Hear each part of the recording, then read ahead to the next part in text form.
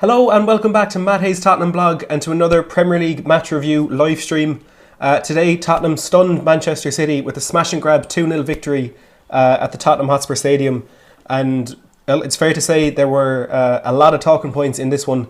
A lot to get through, including some VAR decisions in the first half, of course, a penalty for Manchester City, potentially a second one, then of course the big one, the red card for City, that completely turned the game around, I suppose, and gave Tottenham the confidence they needed to go on and get the 2 goals to win that. Owen and Cameron, welcome along to the stream. I suppose with all of those talking points, everything that's been mentioned, there is only one place to start, and it was the dream debut for Steven Bergwijn, who, aside from his outstanding goal, did actually have a really good game as well. Ready Star Steve as well along, welcome.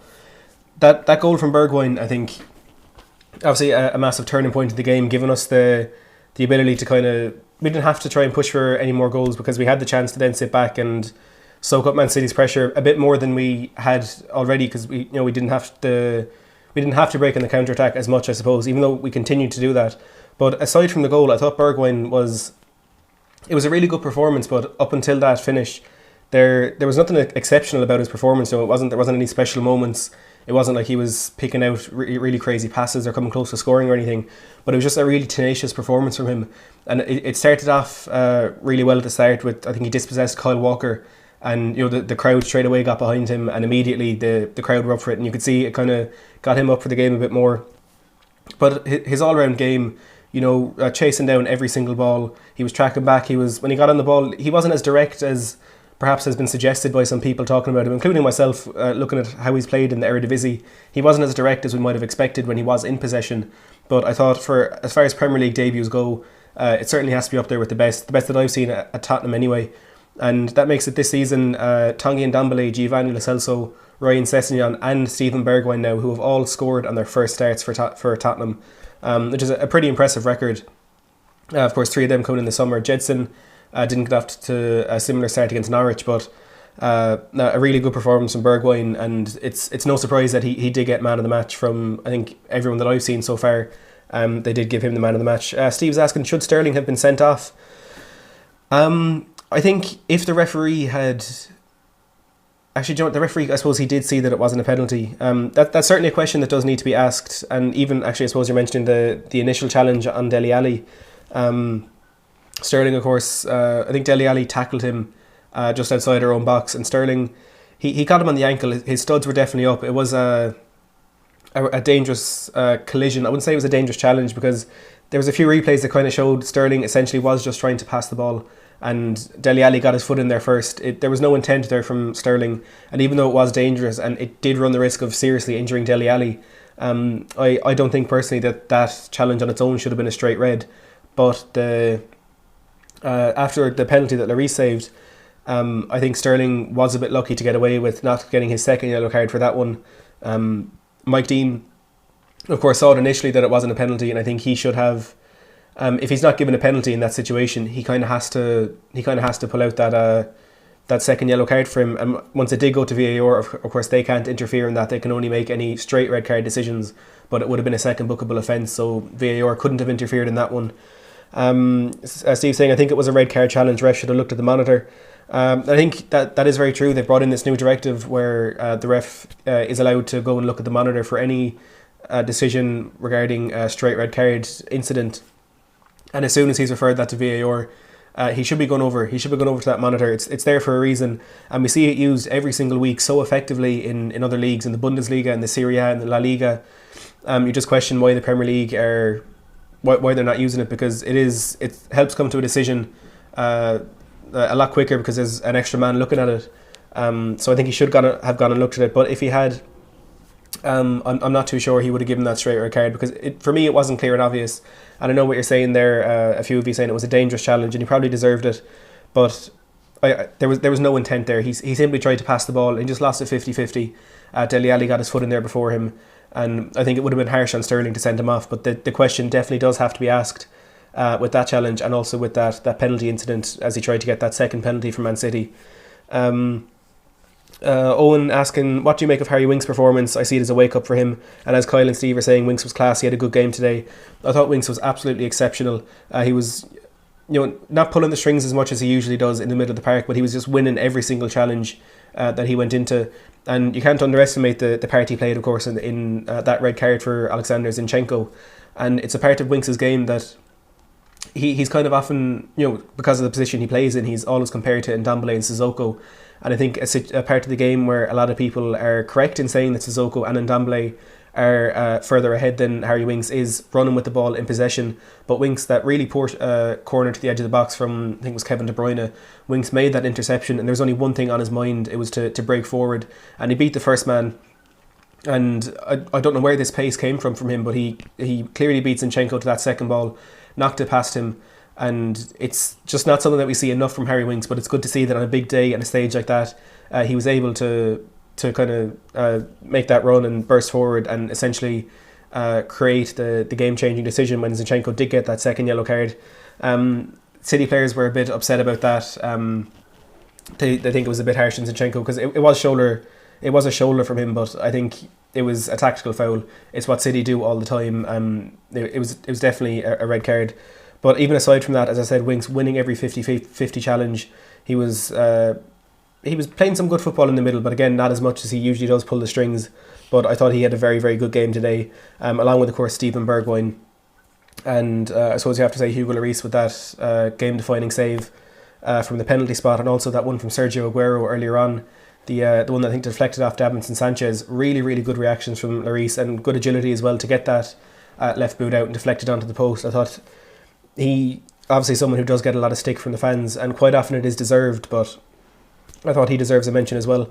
Now, before I go on any further, please don't forget to give the stream a thumbs up if you are enjoying it. It helps me out a lot. Owen saying, I love Harry Winks. He is one of my favourite players. He loves Spurs and he doesn't give up. Darren saying, just shows, Matt, if Levy invested in our team, we could do great things. And that's very true. I mean, obviously there's all this talk of us not signing a striker, and Jose mentioned it again in his pre-game interview today, when he was kind of talking about the system he was going to implement with those four players up front. And even though, of course, we did go out and get the win today, a bit more investment in that squad, maybe a left back, because I think Tanganga had a good game, but he's not a comfortable left back because he is a centre back, a right-footed centre back. So putting him in left back is really asking a lot of him. But he's really delivered exceptionally in the couple of games he has played there. Not as much against Watford, but I think a better left back there. And of course, again, Serge Aurier. I'd probably say he was our worst player on the pitch, but that's not a criticism of him. It's more complimenting everyone else who was on the pitch. But Aurier, a stupid, rash challenge to give away that penalty in the first half. You'd struggle to find another Premier League defender who goes into challenges like that so consistently, and almost always gives away a foul, and in this case, of course, gave away a penalty. Bruce saying Ali to me is a weak link up front for Spurs, which I think is an interesting statement. I wouldn't agree with that at all, because I think he has been poor this last 12, 18, 24 months. There's no doubt about that, but he's not a weak link because he does have some really good quality. Those late runs that he does make in behind. There was a few of those today. Oliveira not as effective with his long balls, but Dele Alli really offers something a bit different to the other players that we do have in that position, because again, playing in that number 10 role, he's really tall for an attacking midfielder. But I think he is definitely a player that we need to keep in that team to try and get a bit more consistency out of him, I suppose. Cameron Williams saying, are you going to do a score out of 10 for each of the players? I suppose we might as well run through them. Certainly Hugo Lloris, and while I'm going through these ads as well, make sure to put your rating for these players in the comments as well. I've read out a few of those. Hugo Lloris, I suppose we'd have to give an 8. A bit lucky, I think, with that second penalty decision. Now, I've seen a lot of varying opinions on this one, but I think, as Martin Tyler said in commentary, he said if Serge Aurier is the most rash player in our team, Hugo Lloris is probably the second. So I think he does need to kind of cut that out of his game. He was a bit lucky with that one, but as I've said, saving that one from Sergio Aguero early on in the game, and of course the penalty, it played a big part in us getting that game, because without those two saves we're 2-0 down. And I think something that I enjoyed from him today is, I wouldn't say his distribution was better, but he wasn't taking as many risks with the ball. A lot of the time when we're being pressed up high, he'll still try and play those short passes, but there was quite a few times when he did just lump the ball up the pitch. It's not effective. It's not the good football that we want to see, but it's what needs to be done in those situations when you do have players like Mahrez, Sterling, Aguero, and even those deeper midfielders in De Bruyne and Gundogan closing down. So I think I enjoyed that from him. Serge Aurier, a few different opinions here. THFC is saying leave Aurier alone. He played well. He made some great interceptions. I'd be more inclined to agree with Craig Bowler, who says Aurier is a liability. He's again that really rash challenge from the penalty. It's just when he is forced into these defensive positions from teams that press us up high is when he gets in real trouble. Looking at the games, particularly against West Ham in the first one, but those other couple of games where he was able to play in that more advanced position and effectively play as a right winger more than a right back, it was when he is really good. His deliveries have been outstanding this season. But looking at today and that Chelsea game as well, it's when he is forced back. He's just not a defender, and it's unfortunate that in these games against the big teams we probably are going to be doing a lot more defending than we'd like to be doing, and he is a very weak link in that. Aside from the penalty today, he was beaten a few times. He made a few kind of dodgy challenges and stuff. Aside from that, there wasn't much you can say in terms of him being rash or him being diving into challenges or anything. But I think it's that moment when he did take down Aguero in the box could have proved to have been a moment that lost the game for us if we had gone 1-0 down. And despite the fact that Lloris did save that, I don't think you can use that as an excuse to let Aurier off in that, and calling it as it is, saying just wish Aurier wasn't so clumsy, giving him a 7.5. Bernard Gibson saying Serge was brilliant today apart from the penalty. So I suppose, look, maybe I'm wrong if a few of you are saying that in the chat, but personally I don't think it was a very good performance from him today. So I give him a 6, maybe a 7. If you're saying that, I'll bring him up by 1. Toby Alderweireld, I thought he had a good game as well. We were really, really solid defensively for 95% of that game. There were a few different moments when City did manage to get in behind us. I think De Bruyne had a shot early on, and Aguero 6 shots today, 2 on target. There was a few. The first set of shots he has was a double block from Sanchez, and there's another one, a block from Alderweireld, then that open goal when he put it wide. So I think there is a bit of improvement to be made there, but all in all, when you keep a clean sheet against Manchester City, who before today had scored in the previous 23 away Premier League games and now have gone 2 games without a goal for the first time in the Pep Guardiola era, I do think you really do have to acknowledge the centre-backs. Steve's here saying Alderweireld 7, Sanchez 7, and I give him something along the same lines there, maybe giving an Alderweireld an 8, but Sanchez a 7. In that first half, there was a few moments from Sanchez. He gave the ball away, a few poor clearances. But as I said, on the flip side, a few good blocks from Sergio Aguero early on in the game. He had that very dodgy moment at a time when he headed that cross onto his own crossbar. That could have obviously turned out much different. I don't think it would have changed the result in the game. But I think Sanchez, a decent game, but lacking confidence and a bit dodgy today. So I would agree with Steve there, bringing him down to a 7. Japhet Tanganga, I think you have to, however Tanganga's performance goes, when he's coming into the first team, still his first month in the first 11, and he's playing so far out of position, any left back, any right-footed left back is going to be awkward, but when he's a centre back in his first month of professional football, playing in left back against Manchester City, one of the quickest, one of the best attacking teams in Europe, and he's up against Riyad Mahrez, no matter how good his performance is, if Mahrez doesn't score, if Mahrez doesn't get an assist, and if we keep a clean sheet, you really have to give him a great result, because it's just so difficult for any level of defender to do that. And we see that in the Premier League the majority of weeks, the last couple of seasons more so than this season. But I think it's credit to Tanganga, and the question does have to be asked, why didn't Pochettino see this in him, that he does have this ability to step into the first team, and making his professional debut against Liverpool a couple of weeks ago, and even though we lost that game, keeping Mane quiet for 90 minutes. I think Tanganga is absolutely sensational, and he could potentially be the answer for us in centre back in the long term. I don't think he's going to be a left back moving on in his career, but for now he's doing a really good job filling in there for us. And even though we're getting to keep our best centre backs in there with Alderweireld and Sanchez and Vertonghen when he's needed, it's very good getting this experience for Japhet Tanganga in left back. Then moving into the middle, Harry Winks, as I said, fantastic performance. Very good moment getting that kind of forcing that red card for Zinchenko. Really solid defensively. Tenacious, dogged performance from him on his birthday, of course. I'd give him an 8, maybe a 9 as well, as Steve said a while ago. Let's also beside him, fairly similar performance. Steve calling it as it is, both giving him a 9 as well. I'd be inclined to agree there. It's been a really good turnaround for Lo Celso and his form at the club. You know, very early on he started quite slowly. A couple of niggly injuries, of course, kind of hindering his development as he moved into the Premier League. But starting with that performance against Middlesbrough, then moving into the Norwich game a week and a half ago, he's been incredible. And another similar performance today. You know, we kind of brought him in, I thought personally, as a potential long-term replacement for Christian Eriksen, playing in that more advanced role. But he's playing deep. He's playing alongside Winks today, and he showed a lot of defensive ability, which I wouldn't have expected from him when we did sign him. And even those first few months of him in the team, I wouldn't have thought he would have this the defensive awareness and going into challenges and winning nearly every single one. I thought he was really effective for us today.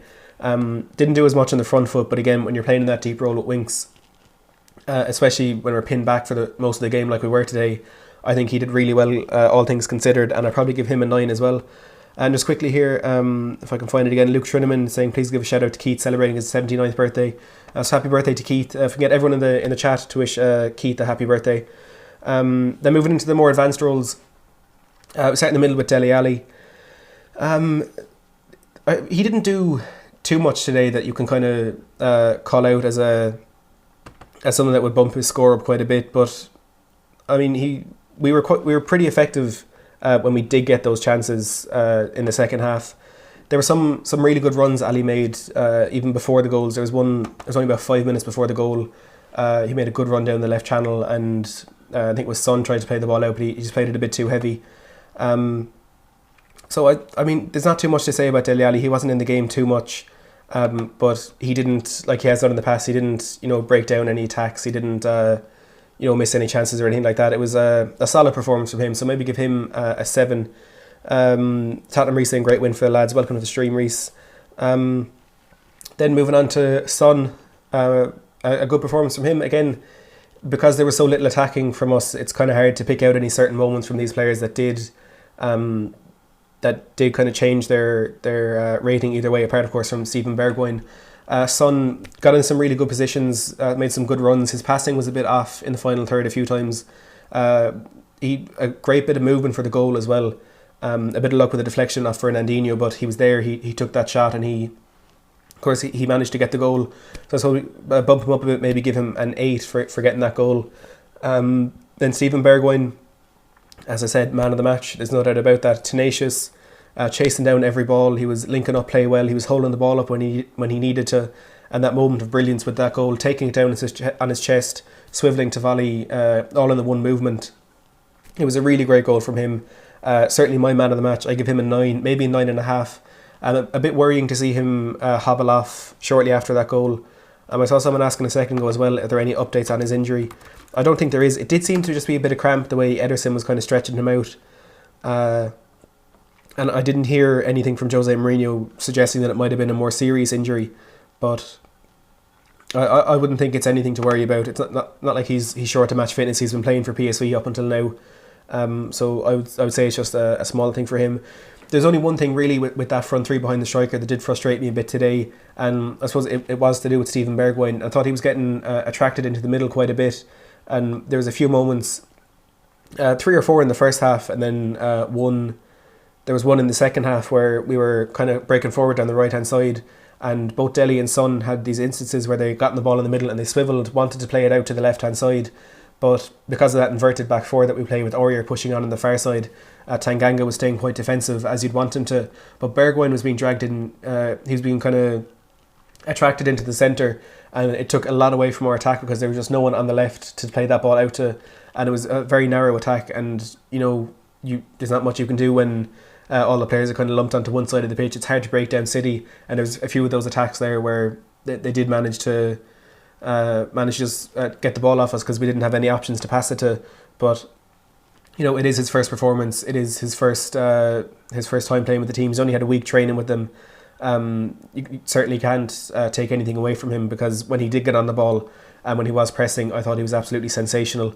And then Lucas Moura, as Kyle says, a very cheeky assist for that Bergwijn goal. A really, really clever, just dinked it into him at the edge of the box. A great moment from Lucas. But again, similar to Son and Ali, there's not really too much to talk about, because they didn't get enough possession to actually affect anything like that. But I'd give Lucas maybe 7.5, 8 as well for his performance. And then the subs that came on, in Ndombele, decent performance is what we're becoming used to from him. He holds on to possession well. He's strong going into challenges. He's a very similar player to Moussa Dembele, but just not at the same level yet. A very, very intelligent assist for the Son goal. A really good ball between the centre back and the right back, and obviously helped out by a really strange decision from Nicolas Otamendi to step up, which gave Son the space, but a really good pass nonetheless from Tanguy Ndombele. So we give him a 7. Then the other subs that came on, it was Eric Dyer and Eric Lamela. Not too much really to talk about from them, so I would give them maybe a 6 or a 7. But all around, it was a really good performance. Again, as I said, not the type of performance that we'd ideally like to see in terms of playing really good football and outclassing Manchester City on the day, but it is these types of games that you need to win too. And looking quickly at the stats, we had Manchester City 18 shots, we had 3. Our only shot that we didn't score was actually Son's shot in the last minute of the game that went straight at Ederson. So up until that point, we had 2 shots, 2 goals. Definitely helped out a lot by some poor finishing from City. As I mentioned, Aguero had 6 shots, 2 on target, a few blocked, 1 or 2 saved, and of course that open goal miss. De Bruyne had one early on. The penalty, we were very, very lucky that City were so poor in front of goal. Actually, one I even forgot about, Ilkay Gundogan's open goal, when it was Lloris and Tanganga got in each other's way, which allowed Aguero to lift the ball over. Alderweireld cleared it off the line, then Sterling squared it to Gundogan, just a bit too much on that pass, and Gundogan on the stretch just skied it. But while we can praise these performances, we can praise the tactics from Jose Mourinho, we do have to count our blessings at how poor City were at finishing. As I said, the first away game in 24 where they failed to score, and the first time they failed to score in 2 consecutive games under Pep Guardiola. Calling it as it is thing, and Ndombele was brilliant in his cameo, as was Lamela. And that's the thing with Lamela, it's you can always expect him to be chasing down every single ball. I can't remember too much from him in possession, but chasing down every ball, winning challenges and all that. Typical Lamela performance. Tottenham Reese saying, what rating did you give Sanchez? I gave Sanchez a 7. Of course got that clean sheet and stuff, but a few dodgy moments, a few iffy passes, and of course hitting his own crossbar brought him down just a bit. Luvo saying, hey Matt, we won. I was watching. How was Ndombele? Did he play? And Ndombele came on for the last 20 minutes, I think 25 minutes, and it was a good performance from him, as I said. Winning challenges, dribbling with the ball effectively, some good passes, and a great assist for Heung-min Son for that second goal as well. Tarek saying, how do we always get lucky against City? And we just seem to be becoming Manchester City's bogey team, and it goes back to that Champions League quarter-final with the Llorente handball, which could have been given by some referees, others wouldn't, like the referee in the night, that Aguero offside in the build-up to Sterling's goal, then playing them in the league this season with the Aymeric Laporte goal ruled out in the last minute. We've been very lucky against City, but today I think VAR was on City's side, in that they gave him 1 or 2 decisions, but even though they were the right decisions, they can't blame VAR in this instance. It was very much their own doing, not taking their chances and just being so sloppy defensively. I mean, that second goal, the decision that Nicolas Otamendi made to step up, and I think he was gone on to Dele Alli maybe, or was he taken off at that stage? Whoever it was anyway, he was attracted to the ball, stepping up an extra man, and just leaving Heung-min Son in acres of space behind him. And Son with a fantastic record against City. He scored today, he scored against them when we played him in the Champions League at home, and of course got 2 at the Etihad in the second leg in that one. Kyle is saying, I love the way we pushed for the second goal and always looked like we'd open them up as they came forward for the equaliser, which is really brave. And the kind of the general feeling going into this game was it would be Tottenham parking the bus from first minute to last, and there certainly was an element of that when we were defending. It was getting every man behind the ball. We didn't threaten on the counter attack in the early stages of the game as much as you might have expected or preferred. But as soon as City went down to 10 men, we knew the win was there for us.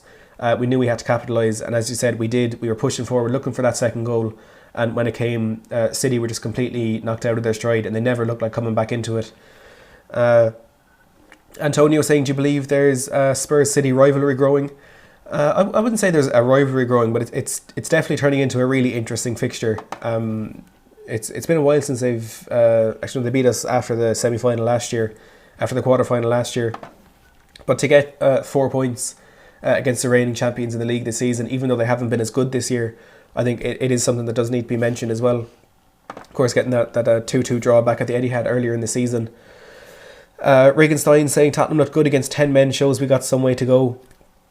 But look, I mean, when it was 11 against 11, they are still one of the best teams in Europe, one of the best teams in the world, and we're a team who are in a period of rebuild now. We're just bringing a couple of new players in, having lost 1 or 2 players as well. New manager. We are still in a period of transition, so I think we do have some way to go, but I think we're on the way to that at the moment. Calling it as it is, saying I suppose that rivalry with City might have started when Crouchy headed us into the Champions League. Potentially, maybe there could be something brewing there. We typically, when it really matters, have had the better hand on City when we played them, but there was 3 or 4 years there where they did beat us 4, 5, 6-0 every time they played us. So it does seem to swing back and forth with us, I suppose. Jack saying we must create a quality bench as well as a quality starting 11 next year. And I was actually, when the lineups came out today, I was pleasantly surprised with the strength of our bench. It's certainly not the strongest starting 11 for us. Injuries playing a major part in that. But Lloris, Aurier, Alderweireld, Sanchez, Tanganga, Lo Celso, Winks, Son, Ali, Bergwijn, Lucas. That's a relatively strong starting lineup, and on paper one that you would expect to get you into the top 4. But then looking down at the bench, Jan Vertonghen, Eric Lamela, Eric Dyer, Ryan Sessegnon, Paulo Gazzaniga, Tanguy Ndombele, Jetson Fernandez. That is a really, really strong bench. And it's something that we haven't really had for the last 12 or 18 months. Again, injuries playing a massive part in that. But it's encouraging to see that we do have such a strong bench there. And that's including having Danny Rose out on loan, Moussa Sissoko injured, Ben Davis injured, Harry Kane injured. So I was pleasantly surprised with that. Not as strong as a City bench with, of course, Jesus, the 2 Silvas, Cancelo and Foden. But a very strong bench nonetheless, and something that I'd like to... that we will probably get to see a bit more going into the rest of the season. A few of you asking there who is the better goalkeeper. I think you'd have to say Lloris. I mean, he's just a lot more experienced, and he probably does have the quality over Gazzaniga at the moment. But there's no doubt Gazzaniga is a really good second choice keeper to have, and he showed that when he deputised for Lloris during his time out injured. But I think it is only fair to say that Lloris is probably the better goalkeeper at the moment. Owen saying, if we play Aurier like a right wing, why don't we put Lamela there? He's a good work rate and can go forward better than Aurier. I suppose it is because he's a right back who just gets forward as much as he possibly can. And even though Aurier isn't the best defender, Lamela certainly isn't a better defender than him. He's never played in that position. So I think because there are those situations where Aurier does have to defend on the right hand side, it does have to be him, unfortunately. We can't really put a winger back there. Ronnie David saying, fantastic result today, need new right back, left back and striker in the summer. Keep up the good work, Matt. Thanks for that, Ronnie. Yeah, there does need to be investment in the squad. New fullbacks, a new striker, maybe a new centre back if you're looking a bit deeper into it, and a holding midfielder maybe could be an option for us as well. Just a few more comments here. Bruce saying definitely be stronger with Kane and Sissoko back, and Tottenham Reese saying, I think this game showed we needed to sign a striker. Lucas is not a striker. And Jack saying Spurs must start planning to win Premier League and not just top 4. Spurs fans expect a big step up next year to match the infrastructure, which is very true, and potentially somewhere that Jose Mourinho could bring us. Now look, a fantastic result for us today, there's no doubt about that, but the performances need to improve in terms of playing football when we do play these smaller teams, and hopefully we can see that. We have 2 weeks off now, and when we come back, hopefully we'll be a lot better and we can get these results against the small teams. And now just 4 points outside the top 4. It could be on for us. If you have enjoyed this stream, please don't forget to give it a big thumbs up and subscribe to the channel if you haven't already. And as always, thanks for watching.